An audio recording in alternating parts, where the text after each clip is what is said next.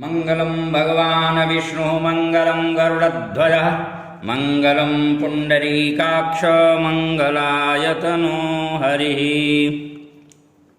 मंगलाचरण के पश्चात अयोध्या स्थित कालिकुलालय के लोकहित काम्य इस महानुष्ठान में सभी सुधी सद्भावी सुजनों का स्वागत है। आज भारतीय साधना पद्धति में आसन का क्या विज्ञान है, आसन का क्या महत्व है, इस विषय पर कुछ हम चर्चा करेंगे। भारतवर्ष सनातन धर्म साधना और उपासना प्रधान धर्म है, देश है और वैदिक एवं तांत्रिक, जिसको निगम और आगम कहते हैं, ये दो तरह की दार्शनिक उपासना पद्धतियां हैं। प्रयोगात्मक, क्रियात्मक, सिद्धांतात्मक रूप से थोड़ा बहुत भिन्नता अवश्य रहती है। लक्ष्य और अधिकारी उपकरण भेद से भी साधना में वैभिन्न होता है। इसी प्रकार से देश काल कृपा सामर्थ्य शक्ति के अनुसार भी इस भेद से भी साधनाएं भिन्न भिन्न प्रकार की होती हैं। देवो भूत्वा जजेत देवम, देवता की पूजा करने के पहले स्वयं देवस्वरूप साधक को बनना चाहिए और तभी उपासक और उपास्य में परस्पर समरसता आ पाती है। पूर्ण साधना का रसास्वाद तभी मिल पाता है। साधना के कई चरण हैं। प्रथम चरण में आसन शुद्धि, देह शुद्धि, भूत शुद्धि, आचमन, प्राणायाम, अंगन्यास, कर्णन्यास, सोडान्यास, हृदयन्यास, ग्रहन्यास, पीठन्यास, कई तरह के न्यास हैं। और उन न्यासों मंत्र वाचन करते हुए उन न्यासों को जब हम करते हैं तत्त संकेतित अंगों का स्पर्श करते हुए मंत्र वाचन करते हैं तो साधक का शरीर साधना के अनुकूल बनता है, सुदृढ़ होता है। और जब इस तरह से सारी क्रियाएं और इंद्रियां साधना करते करते इंद्रियों का निग्रह हम कर लेते, इंद्रिय निग्रह कर लेते हैं, मनोनिग्रह कर लेते हैं और शरीर को साध लेते हैं साधना से, तो दिव्यता की अनुभूति होती है। भगवान श्री कृष्ण ने कहा है दिव्यम ददामि ते चक्षु, उनका उद्घोष है, उसके दिव्य चक्षु का उन्मेष होता है। यह दिव्यता बनी रहे और हम चरम लक्ष्य को प्राप्त कर सकें। विषयों का चिंतन न हो, विषयों में आसक्ति न हो, मूढ़ भाव से, उद्वेग से, भ्रम से, क्रोध से, काम से हम विभ्रमित न हो, दग्ध चित्त न हो। हमारी बुद्धि सत्व गुणोपेत बनी रहे, हमारी इंद्रियां अंतर्मुखी हों, तब जब हम इंद्रिय जय होंगे तभी हमारे इष्ट देव कृपाल होंगे। और इन सब चीज़ों के होने के साथ साथ साधना एकाग्र होकर के एक आसन पर बैठ करके सुस्थिर भाव से, सुस्थिर चित्त से, अविचल भाव से की जाती है। संयम पूर्वक आसन लगाकर बैठना पड़ता है और योग में भी आसन का महत्व है, हमारे तंत्र साधना में भी आसन का महत्व है। कम से कम लगातार एक आसन से जब 4 घंटे साधक बैठता है तब वह आसन उसका सिद्ध होता है। आसन लगाकर बैठना, बाएं हाथ में कुशा और दाएं हाथ में माला और मुख के संयम के लिए इष्ट का जप और जननेंद्रिय के संयम के लिए ब्रह्मचर्य व्रत का पालन, यह सब मिला करके आसन सिद्धि, यह साधना का सब प्रथम सोपान है, आसन प्रतिष्ठा। योग दर्शन के 8 अंगों में प्रथम 2 यम और नियम बहिरंग हैं और शिष्ट 6 अंतरंग जो अंग हैं, उन अंगों के आरंभ में ही आसन का विधान किया गया है। हम कोमल आसन पे बैठें, क्योंकि आसन ही साधना की और साधक की आधारशिला है। और आज के वैज्ञानिक भाषा में आसन को वेट कंडक्टर कहा जाता है, वेट कंडक्टर। तो गीता में भी कहा है भगवान ने, शुचौ देशे प्रतिष्ठाप्य स्थिरमासनमात्मना। शुद्ध भूमि में कुशा, मृगछाला, वस्त्र इत्यादि जो भी हमारा विहित आसन है, न बहुत ऊंचा हो न बहुत नीचा हो, को स्थापित करके संयत चित्त से, शांत स्वस्थ दत्त चित्त से हम बैठ करके और अपने इष्ट की आराधना उपासना करें। प्रत्येक धार्मिक कृत्योनुष्ठानों में कामना भेद से आसनों में भी भिन्नता होती है और निश्चित आसन के बिना अनुष्ठान सर्वथा निषिद्ध किया गया है। उसमें काला मृगचर्म भी है, ऊण यानी ऊन निर्मित आसन है, रेशमी आसन है, कुशासन है, काम्य कर्मों में कंबलासन है रक्तवर्ण का, इसको सिद्धिप्रद माना गया है, कहा गया है। काला मृगचर्म ज्ञान सिद्धि प्रदाता कहा गया है, कुशासन सर्व सिद्धिदाता है। और शास्त्र निर्दिष्ट अनुकूल आसन न होने से कर्म विघात होता है, इसलिए आसन पर बहुत ध्यान दिया गया है। जो साधक होते हैं उनके शरीर में एक शक्ति की उपलब्धि होती है और वह स्थूल शरीर तो यथावत रहता है,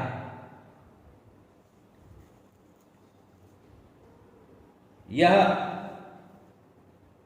ब्रह्मचर्य इत्यादि जो ऊपर बताए गए हैं, संयम, नियम, प्राणायाम, प्रत्याहार, धारणा, ध्यान, समाधि इत्यादि जो यौगिक क्रियाएं हैं, धीरे धीरे ये शरीर को दिव्यता की ओर ले जाते हैं। लेकिन पृथ्वी अपनी आकर्षण शक्ति से, गुरुत्वाकर्षण शक्ति से साधक की जो दिव्यता है उसको प्रभावित करती है उससे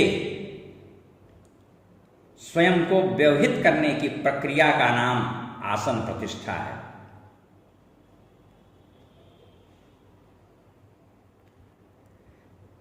जैसा कि मैंने आपको बताया, पृथ्वी सभी पार्थिव पदार्थों को अपनी ओर आकृष्ट करती है और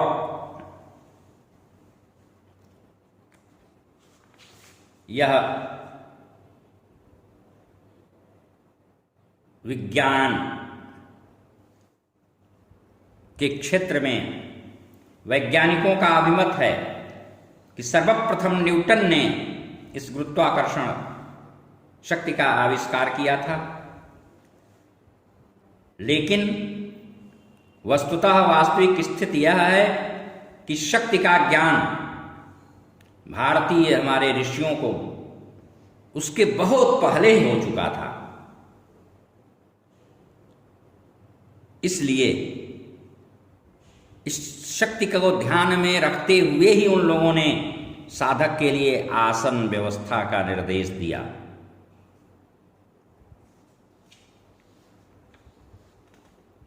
ताकि पृथ्वी में विद्यमान जो आकर्षण शक्ति है वह साधक को किंचित किसी भी प्रकार से प्रभावित न कर सके।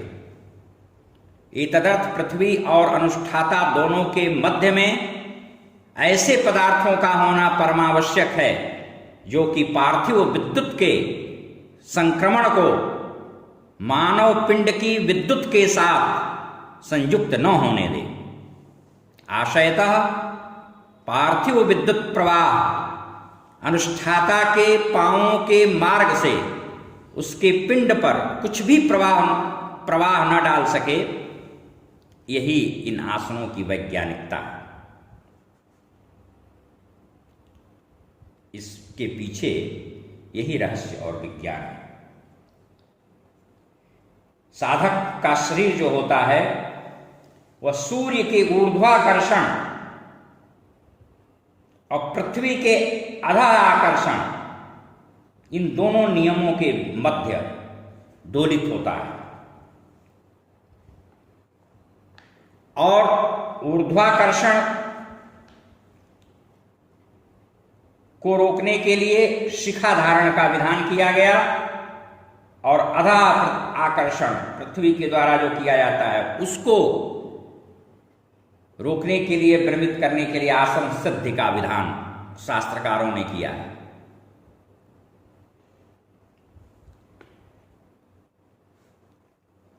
इनका अगर अभाव है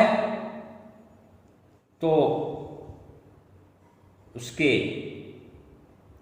आकर्षण शक्ति से साधक की साधना पर प्रतिकूल प्रभाव पड़ता है, अनुकूल नहीं होता।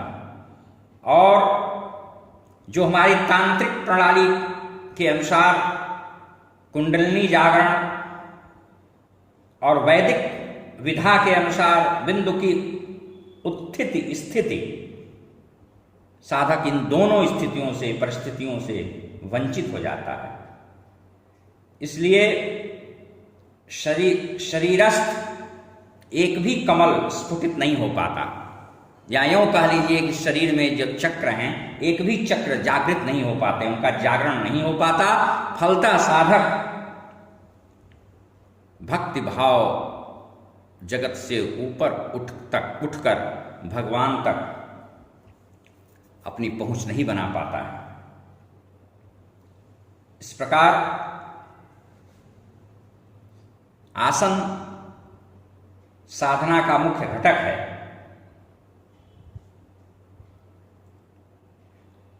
बैड कंडक्टर और गुड कंडक्टर, एक में बिजली रुक जाती है, दूसरे में विद्युत दौड़ने लगती है। जैसे लकड़ी आदि में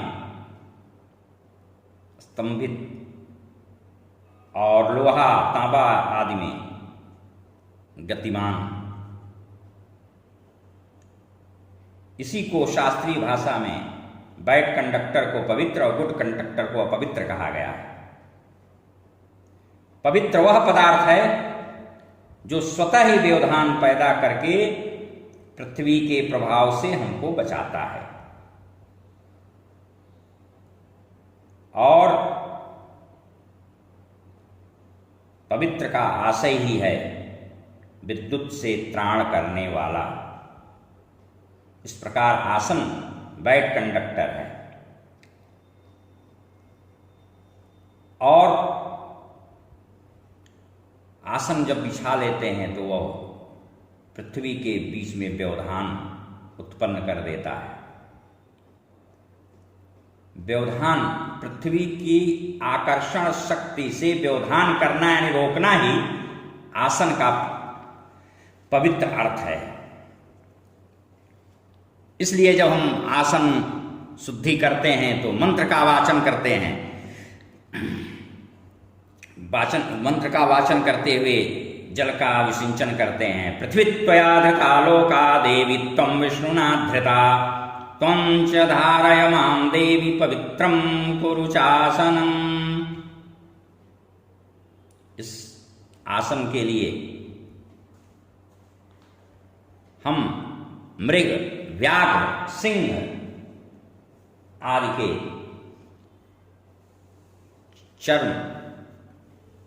चर्मासन का उपयोग करते हैं। यह शास्त्रों में ग्राह्य और पवित्र माना गया है। इसकी पवित्रता का वर्णन वेद संहिता भाग में भी मिलता है। काला मृग चर्म सब गुणों का जनक कहा गया है और मृग चर्म में एक ऐसी सात्विक विद्युत पाई जाती है जिसके संपर्क से बैठने वाले साधक की कामेंद्रिय शांत रहती है। इसलिए सत्वगुणोपासक ब्रह्मचारी, योगी यति और महात्मा जन इस आसन पर प्रायः बैठते हैं। आयुर्वेद के अनुसार इस पर बैठने से अर्श, बवासीर और भगंदर शांत होता है। शुरू से बैठकर अगर साधना कर रहे हैं तो होगा ही नहीं। पहले से हमेशा नित्य बैठना साधक आरंभ कर दे तो इस तरह का कोई रोग उत्पन्न नहीं होगा। इसी प्रकार व्याघ्र और सिंह चर्म राजस विद्युत से परिपूर्ण होता है। उस पर बैठने से ओजह बल, जिसको पराक्रम कहते हैं, उसकी अभिवृद्धि होती है। यह अनुभूत प्रयोग है। आपको इसका प्रमाण लेना है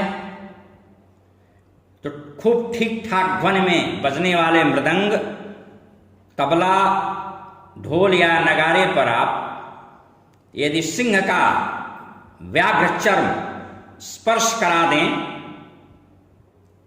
तो वह वाद्य यंत्र पसीज कर ढम ढम बोलने लगते हैं। ऐसा प्रत्यक्ष देखने में आता है।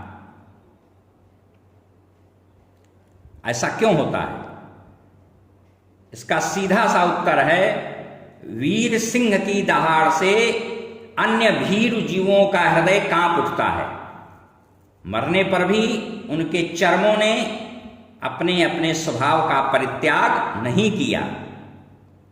व्याघ्र और सिंहादि आसनों के निकट मच्छर, बिच्छू, सर्प आदि विषैले कीड़े जीव जंतु भी नहीं आते हैं। इसलिए इस वैज्ञानिक परिणाम को ध्यान में रखते हुए उक्त आसनों पर बैठकर साधक बिना किसी शंका के अपनी साधना में तल्लीन रह सकता है। इसके पीछे लोकमत या लोकसम्मत बात यह भी है, एक उदाहरण से हम समझ सकते हैं कि मछली के मांस में एक कांटा होता है। उसको लोग बताते हैं कि बहुत पकाने पर भी वो गलता नहीं है, पकता नहीं है। लेकिन जब उसमें बगुले की अस्थि डाल दी जाती है तो वह सब गल जाता है। इसका तात्पर्य यह हुआ कि मृत्यु के पश्चात भी मृतक का स्वभाव नहीं बदलता। अस्थि सहित मछली को निगल जाने वाले बगुले की मृत अस्थि में भी यह क्षमता विद्यमान रहती है कि वह मछली के कांटे को पका डालता है, गला देता है। इसी प्रकार आयुर्वेद और तंत्र शास्त्र के अनुसार उल्लू की आंख का अंजन रात में दिखने की शक्ति का उत्पादक होता है और रतौंधी के रोग में परम उपयोगी माना गया है। अस्तु शास्त्रीय वचन है कि शिलाखंड, काठ, लकड़ी और वस्त्रादि का आसन साधना काल में नहीं होना चाहिए, क्योंकि इस पर बैठ करके साधक साधना करेगा तो रुग्ण होगा। वैसे भी पत्थर गर्मी में अधिक गर्म और सर्दी में अधिक शीतल हो जाता है। कड़ापन भी उसका मूल स्वभाव होता है। इस पर नियमित दीर्घ काल तक बैठने से गुदा संबंधी अनेक रोगों के होने की प्रबल संभावना रहती है। कपड़ा और पत्थर पार्थिव विद्युत से मानव पिंड को पृथक करने की क्षमता भी नहीं रखते हैं, इसलिए इसका निषेध किया गया है। इन आसनों के अलावा एक पादासन भी है। पादासन से आशय है पादुका का आसन, खड़ाऊ। वह भी पवित्र बैठ कंडक्टर है, क्योंकि उसमें एक तो वो लकड़ी का होता है और उसमें खूंटी लगी होती है। उस खूंटी से हमारा जो अंगूठा है, अंगूठा के बगल की जो अंगुली है, उसकी नसें दबती हैं और उसका परिणाम यह होता है कि नेत्र ज्योति में वृद्धि होती है, रक्तचाप का निवारण होता है। जब हम उसको हमेशा पहनने का अभ्यास करते हैं और पहनकर चलते हैं तो इस प्रकार पृथ्वी के आधा आकर्षण को भी वो रोकता है। तो शिखाबंधन और यह खड़ाऊ पादासन दोनों साधक के लिए सहायक सिद्ध होते हैं। कामना भेद से रक्त कंबलासन, नील कंबलासन, श्वेत कंबलासन, कौशेयासन, कुशासन इत्यादि, सेमल की रुई का आसन, यह सब तंत्र ग्रंथों में, तंत्र साहित्य में कामना भेद से अलग अलग बताया गया है। वैसे वाम मार्ग, अघोर मार्ग इत्यादि तांत्रिक साधना की दृष्टि से शवासन, पंचमुंडासन, नवमुंडासन, सहस्त्रमुंडासन, इस तरह के भी आसन बताए गए हैं।